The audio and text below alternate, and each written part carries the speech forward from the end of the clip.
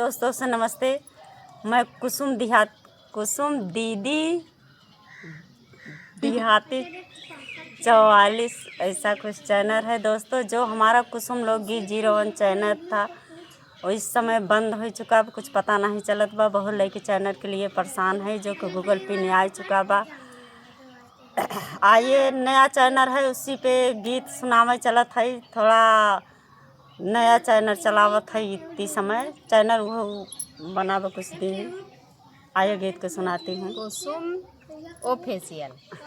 हाँ, इससे कुसुम दीदी ऑफिशियल ऐसा कुछ चैनल है, नया चैनल है। अभी नहीं, हमारा पुराना चैनल को लेके बहुत परेशान है दोस्तों, क्या बताइए। आइए गीत को सुनाती हूँ भोले बाबा भजन।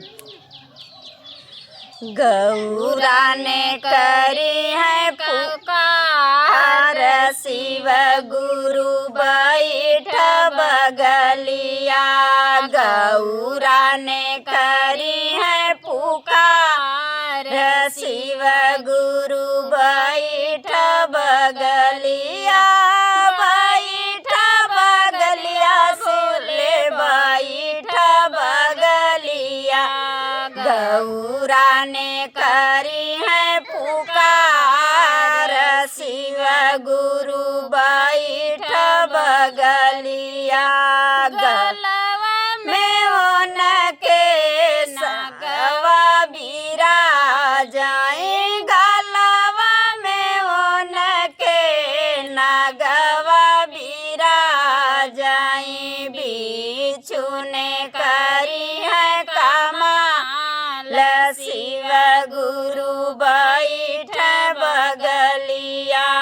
नाइच्छू ने करी है कमाल, शिव गुरु बैठ बगलिया। बैठ बगलिया भोले बैठ बगलिया। गौरा ने करी है पुकार, शिव गुरु बैठ बगलिया। गौरा ने करी है पुकार, शिव गुरु बैठ बगलिया। जटवा में उनके गंगा बिराजाए। जटवा में उनके हो गंगा बिराजा।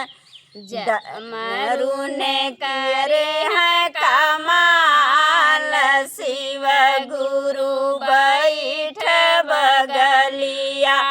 डमरू ने करे है कमाल, शिव गुरु बैठ बगलिया। गौरा ने करी है पुकार, शिव गुरु बैठ बगलिया। गौरा ने करी है पुकार, शिव गुरु बैठ बगलिया। बैठ बगलिया भोले बैठ बगलिया। गौरा ने करी है पुकार, शिव गुरु बैठ बगलिया। नंदी बैल भोले कैले सवारी। नंदी बैल भोले कैले सवारी।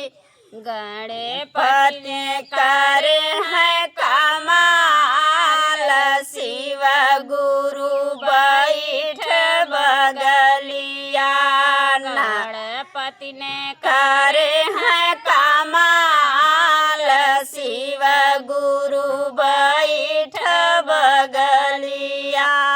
गौरा ने करी है पुकार, शिव गुरु बैठ बगलिया। बैठ बगलिया गोले बैठ बगलिया। गौरा ने करी है पुकार,